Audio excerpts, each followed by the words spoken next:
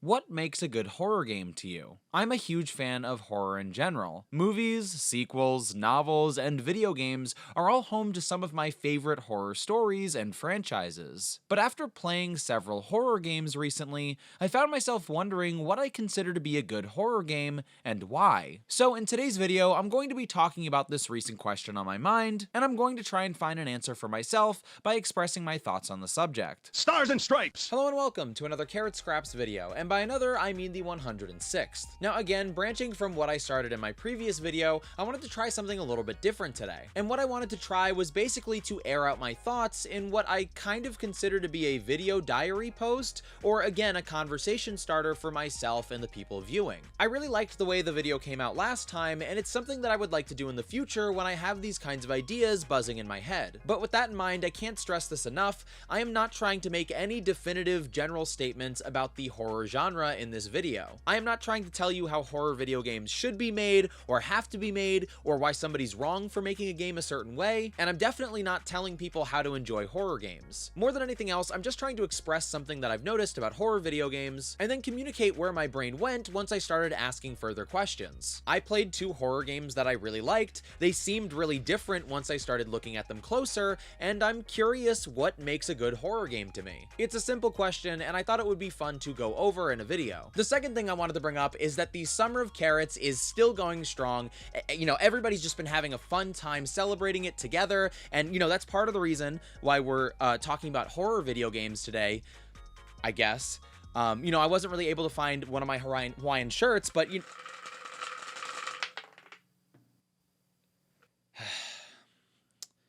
this is something that's been happening recently. You know, just dice appearing randomly in the bunker and throughout the house.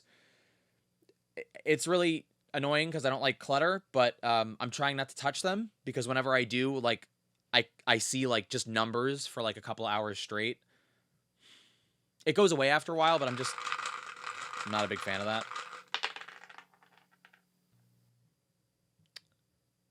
that. Anyway, let's talk about horror video games. Why don't we?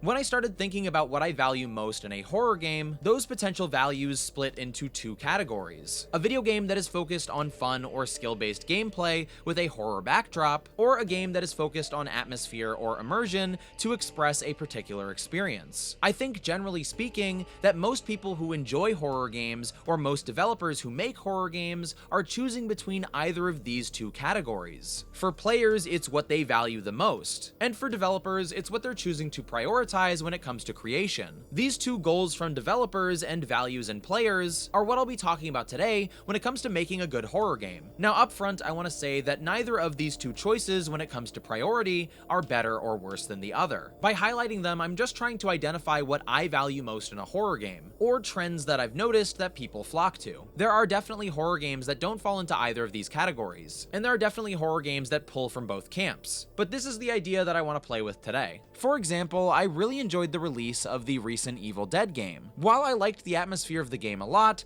I think what caused me to call it one of my favorite horror games was its gameplay in particular. I feel like the aesthetic of the world and the enemies were done really well, and combining that excellent backdrop with entertaining gameplay made a really enjoyable horror game. However, after all is said and done, I think the aesthetic and atmosphere of Evil Dead the game was the secondary objective for the developers, and the secondary focus of players. In my opinion, the main objective of the game was compelling gameplay, and that doesn't mean that providing a good aesthetic for the game wasn't important to them. I just think that that was their secondary objective. Now with that in mind, let's shift focus and talk about a game that I played last week. It was a game that I had on my mind for a while, and that I finally decided to play for the first time. Paratopic is an indie horror title that is pretty abstract and somewhat difficult to describe. After seeing some of the imagery of the game and hearing some of the soundtrack, I was really curious about the title. So So I looked up some reviews, and to my surprise, the reviews that I found were very negative. The main criticisms I saw about the game talked about how the gameplay was boring or just plain bad. Many of these reviews would even mention how good the atmosphere was, but how that didn't matter since the gameplay was so poor. I found these reviews really interesting, and the game stayed on my mind for a couple more days before I finally decided to purchase it, so I could play it for myself and come to my own conclusion. Now, I'll probably do a review on this game in the future, so I'll keep my thoughts brief,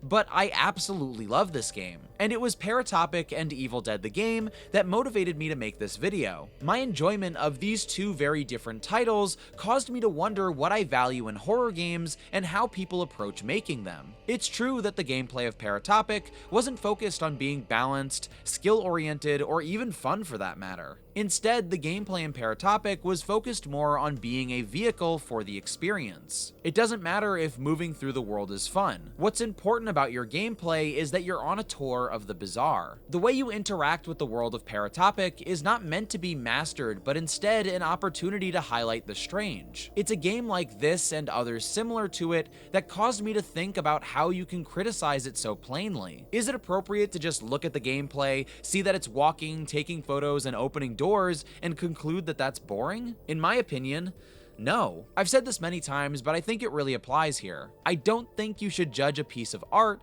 for what it's not trying to be. Take Doom Eternal, for example. I think you can argue that the backdrop of Doom Eternal does a little bit more than flirting with the horror genre, with depictions of hyperviolence, demons, and the end of the world. But the focus of Doom Eternal is sharply on enjoyable gameplay. And one of the best examples of this is when it comes to walking between arenas. In Doom Eternal, instead of blandly walking between each combat arena, the player is invited to engage with platforming gameplay. This was done because the developers wanted this aspect of the game to be more fun. The player does need to walk from point A to point B, but the developers of Doom Eternal thought, how can we make that more fun? And so they added platforming challenges. Juxtapose this design choice over Doom 3. In my opinion, while there is a skill focus in Doom 3, the game is more focused on the experience than the gameplay itself. I feel as if Doom 3 really wants to terrify its players, and to present a truly twisted world. But when it comes to gameplay elements like traversal, not much thought was put into it aside from walking. And if there was a tremendous amount of thought put into the traversal in Doom 3, then I think they concluded that simply walking was the best way to present their twisted world. But this is not the case in Doom Eternal, because their focus on making Doom Eternal was making the gameplay fun. However, the developers of Paratopic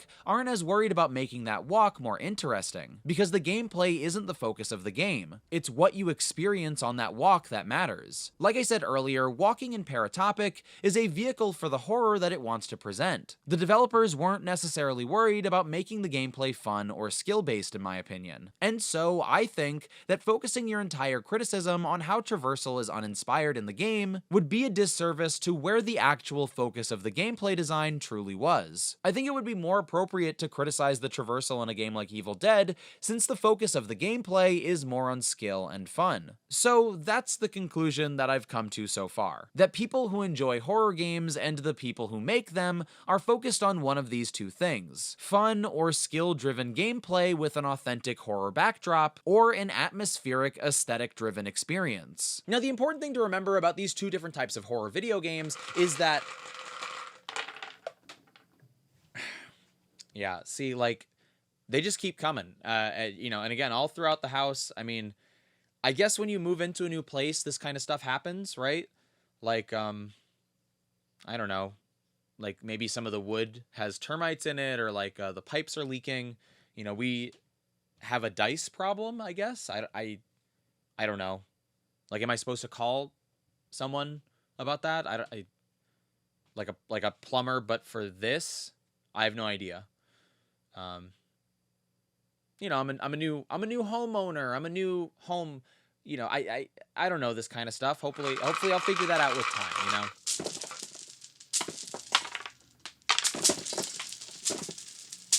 It doesn't seem like I'm gonna figure it out with time, though. It seems like that's only gonna become more confusing as time goes on.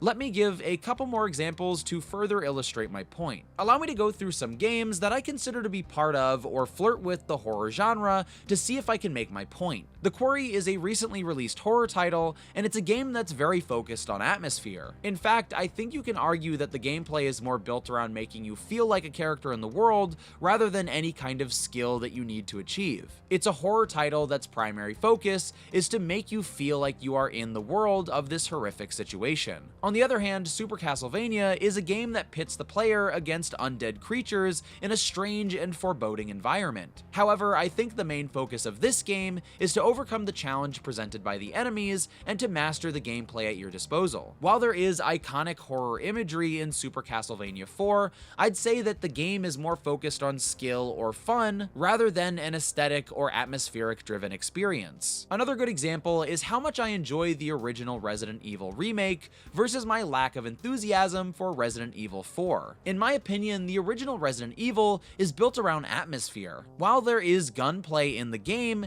it's built to make the player feel helpless and desperate. In addition, most of the game is built around solving puzzles, and in their attempt to solve these puzzles, the player invests themselves into observing the bizarre and creepy environments of the world. However, Resident Evil 4, on the other hand, is typically focused on presenting challenges to overcome. There are absolutely creepy environments and moments in this game that I really love, but generally speaking, I feel as if the gunplay is what's celebrated about Resident Evil 4, and when I play the game, I feel that was the main focus of the developers as well. Your priority in Resident Evil 4 is overcoming enemies with your understanding of the gameplay. Slightly shifting gears but offering another example, the Stanley Parable isn't a traditional horror title, but I think this game does have horror elements. If you've played the Stanley Parable, you're aware of the existential horror that is present in the game. More importantly, its gameplay represents exactly what I'm talking about when it comes to this divide in horror games. The focus of the Stanley Parable is to illustrate a point to the player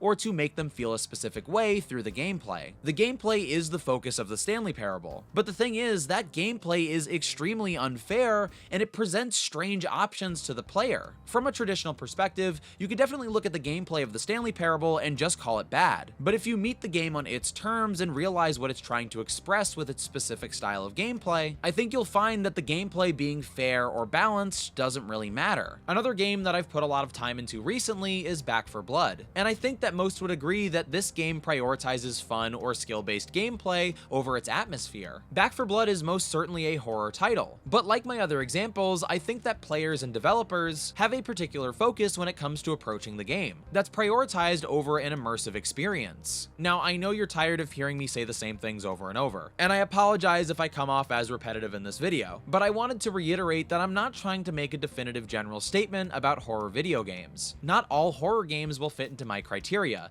and it's possible that as I think about this idea for longer, I won't feel as strongly about it. A great example of a horror game that challenges this idea is one of my recent favorite horror games, Darkwood. Personally speaking, the star of Darkwood is its atmosphere. The reason why I love the game so much is not because of its gameplay, but the way that it makes me feel. While playing, I feel watched, uncomfortable, and paranoid while playing the game, and I think the developers expertly pull the strings to evoke those emotions. However, while the gameplay isn't the star to me, and let's be honest, while I'm not the best at it, I can't pretend that the gameplay is an afterthought in Darkwood. The gameplay in Darkwood feels like something special and deliberate. It feels like the developers want me to get better at playing the game as part of their experience. As a result, it's hard for me to say with a straight face that either of these details took a back seat during development. So again, this is just an idea that I'm exploring, and it should not be taken as a declaration that all horror games need to focus on either the experience or the gameplay. And even though I feel like I've communicated this, I want to reiterate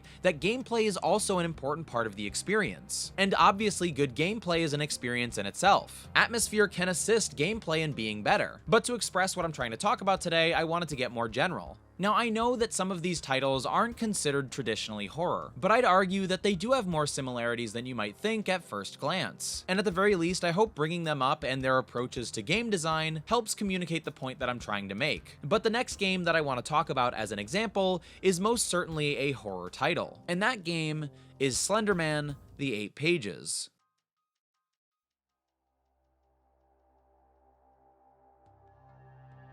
Slender Man: The Eight Pages is an iconic indie title that I absolutely loved growing up. I remember finding this game during what I call my second childhood, and playing it with my friend group huddled around a laptop in a dark room at 3 o'clock in the morning. There was something about the circumstances around us finding this game that felt truly scary. It was this combination of finding it randomly online and being totally obsessed with playing it. In Slender Man: The Eight Pages, you wake up in a first-person perspective in a dark forest with very little context. The forest is filled with barren trees and various empty locations. As you explore the environment, you feel something getting closer and closer to you following behind. Eventually, you discover a piece of paper with an illustration on it, and once you collect it, the game truly begins and the atmosphere slowly changes. You search the rest of the environment and collect more pages with the sense that something is getting closer to you with each page that you collect. The music changes, loud looming footsteps can be heard in the distance,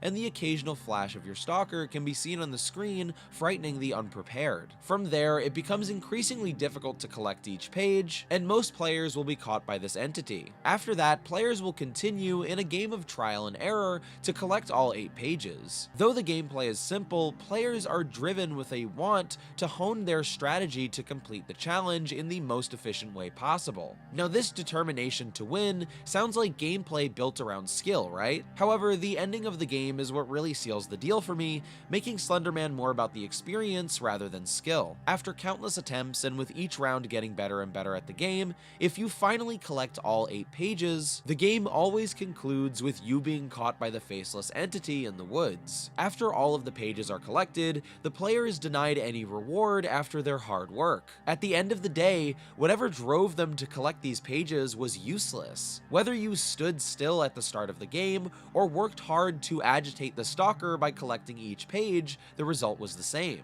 Now, I gotta be honest, I wrote a lot of this segment before I replayed Slender Man: The Eight Pages, and so I slightly misremembered the end of the game. What I remembered was that even if you do collect the 8 pages, you still game overed, which is honestly still somewhat true. After you collect all 8 pages, Slender Man shows up behind you, and you appear to die, only for you to wake up in a similar location, only it's much lighter and it's daytime. Now, I still feel as if my interpretation of the player dying at the end of the game is still accurate, especially given the context of the sequel game, Slender Man: The Arrival. But I had to point out that my recollection of the ending of the game wasn't exactly how I remembered it being. For a while, I didn't know about this ending, and when I finally got all 8 pages, I was shocked and thoroughly impressed by this conclusion. At the time, I hadn't really played many games that threw out gameplay conventions like this. The game didn't care about what was fair or about making a balanced gameplay experience. Instead, it focused its gameplay on driving home a sense of alienation and terror. The gameplay only existed to assist in frightening the player as they explored this bizarre environment. To me, this is a very distinct form of gameplay from Evil Dead the game, and so this is part of why I think that these two horror titles shouldn't be judged on the same criteria. Now, I'm not trying to say that experience-driven horror games are free of criticism. I'm sure there are plenty of experience-driven horror games that are awful to play. For example, even though I like Outlast and I find myself returning to the game often, I actually don't think it's the best game in the world. I think that Outlast is focused on an experience rather than skill-based gameplay, but I don't think it's done as well as a game like Slender Man: The Eight Pages or Paratopic. So you definitely can criticize games like this, I just think it's more appropriate to criticize them on the merits that they were trying to achieve, rather than merits that don't apply.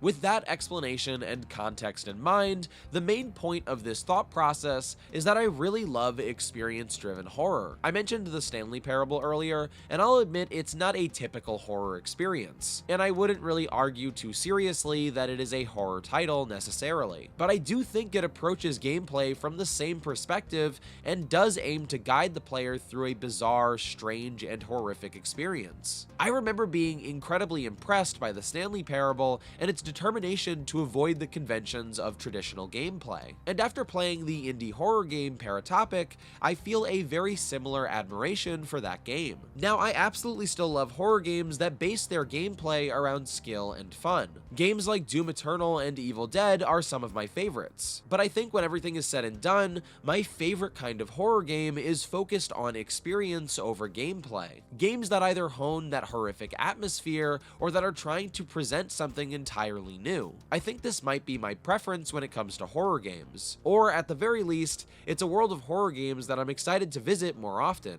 And I hope me talking about my thought process helped you think about horror games a little bit differently. And all of this discussion reminds me of the soon-to-be released Scorn. Scorn is an upcoming first-person puzzle horror game that I'm incredibly excited for. At first, I thought that was just because of the aesthetic and the media that it took inspiration from. Seeing obvious references to H.R. Geiger is something that caught my eye immediately, and I think it's something that they wanted to catch my eye. However, after considering what I value in horror games a little bit more, I think there's another reason why I'm so excited for this game. From what I can tell from the advertising, if Scorn had to fit into one of my two categories, I think it would be a game focused more on experience rather than its gameplay. Seeing a potential horror game promoted in the mainstream with that as their primary focus is really cool to me. And it really does drive home that apparently these are the kinds of horror games that I gravitate to most, even if I still do enjoy other horror titles like Evil Dead or Back 4 Blood. From what I've seen so far, Scorn fits perfectly into my experience-driven horror game category, and I really can't wait to play it, so expect me to talk about it more in the future. Anyway, that's gonna do it for this video. Now, if for some reason you enjoyed this video, don't forget to give it a like and to subscribe to my channel for more. As regular viewers know, I make a variety of content on my channel, and I'm always gonna make the videos that I wanna make. But if you see something you enjoy, make sure to let me know, and I'll try to prioritize that kind of content in the future. If you wanna watch me play video games live, you can check me out on Twitch at twitch.tv/carrotscraps, and all my other social media, Twitter, TikTok, and Instagram are at carrotscraps as well. So I wanna thank you again so much for watching, and I'll see you soon.